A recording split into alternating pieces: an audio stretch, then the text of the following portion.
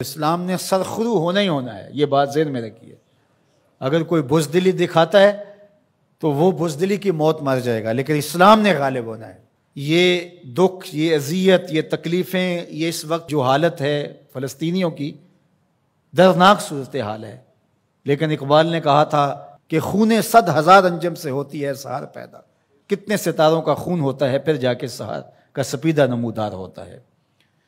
شہادتیں ہوتی ہیں، اذیتوں سے لوگ گزرتے ہیں، پھر نتیجہ پیدا ہوتا ہے۔ تو یہ نتیجہ انشاءاللہ پیدا ہوگا اور امت کو انشاءاللہ غالب آنا ہے۔ ہمیں اپنے حصے کا کام کرنا ہوگا، ہم نے ان کے ساتھ کھڑے ہونا ہے۔ اس وقت صورتحال یہ ہے کہ پوری دنیا کی اشرافیہ، ایک دو ممالک کے علاوہ، وہ ان کے ساتھ نہیں ہے۔ وہ بیان بازی کی حد تک اپنی عوام کو مطمئن کرنے کے لیے رسمی کارروائیاں کرتی ہے۔ آپ دیکھ لیں پوری دنیا کے اوپر 56-57 اسلامی ممالک جو ہیں، ان کے حکمران، اشرافیہ اور بڑی بڑی فوجیں کہاں کھڑی ہیں۔ سفارتی سطح پہ خلوص کے ساتھ کوشش کی جائے، اور اگر لگتا ہے کہ یہ کوششیں بارآور نہیں ہوں گی تو ہمارے پاس یہ راستہ موجود ہے جہاد کا۔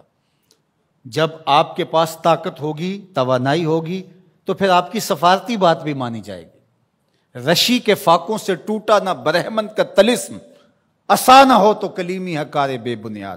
حضرت موسیٰ اگر کلیم اللہ تھے، ایک ان کا وصف تھا، لیکن دوسرے ہاتھ میں عصا بھی تھا۔ جہاد کا آپشن موجود ہے آپ کے پاس، اور انہیں پتا ہو اگر ان کی بات سفارتی سطح پہ نہیں مانے گی تو یہ راستہ ان کا کھلا ہوا ہے اور اس سے گریز نہیں کریں گے، تو پھر آپ کی بات سفارتی سطح پہ مان لی جائے گی۔ لیکن انہیں پتا ہے کہ یہ چیخ چلا کے رو کے جو ہے وہ پھر خاموش ہو جائیں گے، تو وہ آپ کی اشک شوئی بھی نہیں کریں گے، محض ایک رسم کے طور پہ کاروائیاں ہوں گی اور بات ختم ہو جائے گی۔ سلامتی کونسل اقوام متحدہ ہمیں کیا دے گی؟ وہ تو استعمار کی باندھی ہے، ہمارے لیے وہ کچھ نہیں کر سکتے۔ امت کو اپنا پلیٹ فارم فراہم کرنا ہوگا، اور امت کو اپنے مسائل حل کرنے کے لیے ہمارے پیغمبر نے جو راستہ جہاد کا دیا ہے اسی راستے پہ چلنا ہوگا۔ پھر دیکھنا کہ کس طرح کفر دم دبا کے بھاگتا اور گھٹنوں کے بال آتا ہے۔ مسلمان کا مقابلہ نہیں ہو سکتا اگر وہ غیرت پہ آ جائے تو۔ دوسرا، اس وقت وہاں بیچارے لوگ سسک رہے ہیں، ان کے پاس دوائیں موجود نہیں ہیں، اور ان کے پاس غذائی قلت ہے، مکان ان کے ختم ہو گئے۔ اقوام متحدہ کی رپورٹ کے مطابق 52,000 لوگ بے گھر ہو گئے، اور کہیں اس سے زیادہ لوگ بے گھر ہوئے ہیں، یہ تو ان کی رپورٹ ہے۔ تو اس لیے اللہ نے ہمیں آسودہ زندگی دی ہے، تو ہم آدھی روٹی کھا لیں اور آدھی روٹی ان اپنے مسلمان بھائیوں کے لیے بھیجنے کی کوشش کریں۔ الحمدللہ ہم نے ادارۃ المصطفیٰ کے تحت وہاں کام کا آغاز کیا ہے۔ اگر کوئی ہمارے پہ اعتماد کرنا چاہے تو ہم بھی اس خدمت کے لیے حاضر ہیں، اور انشاءاللہ آج سے وہاں غزہ کے اندر اللہ کی توفیق سے کام کا آغاز ہو گیا ہے ان کی نصرت اور اعانت کے لیے۔ باقی مختلف ذرائع ہیں، ان کے ذریعے سے آپ جو ہے وہ ان کی مدد کر سکتے ہیں۔ آپ کو اطمینان ہو جہاں، تو یہ کام کرنے کا ہے۔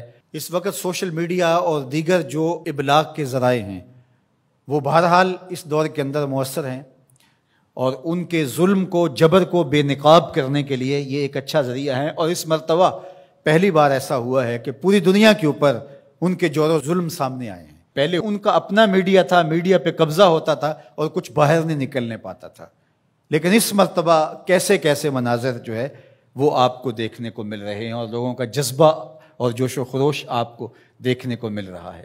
تو ہمارے پاس جو بھی ٹولز ہوں ان کے ذریعے سے ہم ان کی آواز کو پوری دنیا کے اوپر پہنچائیں، یہ ہمارا کام ہے جو ہمیں ہر صورت کرنا چاہیے۔ اسی طرح ان کی مصنوعات کا بائیکاٹ کریں، اپنے ملک کی بنی ہوئی مصنوعات کو متبادل کے طور پہ استعمال کریں، ترکی کی مصنوعات کو متبادل کے طور پہ استعمال کریں۔ کفر کی آنکھوں میں کھٹکتا ہے ترکی، وہ چبھتا ہے ان کی آنکھوں کے اندر کہ کس طرح اس کو مٹا ڈالیں، تو ان کے ساتھ کھڑے ہوں۔ آپ سیاحت کرنے جاتے ہیں تو ترکی جائیں دیگر مغربی ممالک کی بجائے۔ ترکی میں انبیاء کی قبور موجود ہیں، صحابہ کی قبور موجود ہیں، اور ترکی میں اصحاب کہف کا غار ہے، ہماری تاریخ ہے ترکی میں بہت ساری، تو وہاں دیکھیں، اور وہاں ان کے لوگوں کا جذبہ اور ان کا ایمان اور ان کا اخلاق پھر پاکستانیوں سے جس طرح وہ ٹوٹ کے محبت کرتے ہیں۔ ترکی کی مصنوعات کو استعمال کریں، دیگر بلاد اسلامیہ کی مصنوعات کو استعمال کریں۔ پاکستان کی مصنوعات کو استعمال کریں، معیار میں کم ہی کیوں نہ ہوں، کوئی بات نہیں ہے، مصنوعات جو ہیں وہ اپنے ملک کی، اپنے وطن کی استعمال کریں۔ تو بائیکاٹ کریں گے تو انشاءاللہ اس سے ان کو مالی نقصان ہوگا اور جو ہے وہ مسلمانوں کو اس کا فائدہ ہوگا۔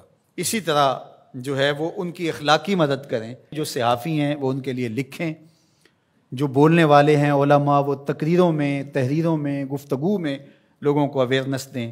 اتحاد امت کے ذریعے سے ہم ان کی مدد کر سکتے ہیں۔ امت اگر متحد ہو جائے، جغرافیائی تقسیمیں، لسانی عصبیتیں اور باہمی ہماری ذاتی رنجشیں اور نفرتیں جو ایک دوسرے کے خلاف کھڑی ہو جاتی ہیں اور جس سے امت کا اتحاد پارا پارا ہو جاتا ہے، یہ بدبختی ہوتی ہے۔